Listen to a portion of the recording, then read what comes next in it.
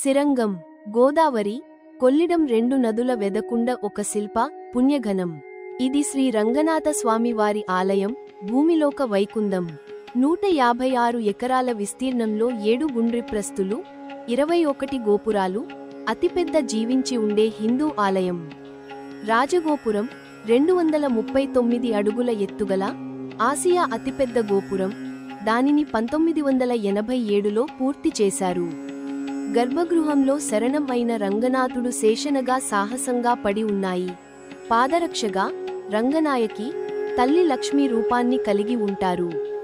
విజయనగర కాలంలో నిర్మించిన 1000 పిల్లర్లు మండపం, శిల్పాలు, అగ్రంథం తీర్మాన అందాలు, ప్రతి ముక్క ఓ పురాణకథ చెబుతాయి. వైకుంఠ ఏకాదశి రోజున మంత్రముగ్గులు, భూమిలోక వైకుంఠ భావనమోక్క 21 రోజుల ఉత్సవాలలో లక్షల సంతులు సందడి.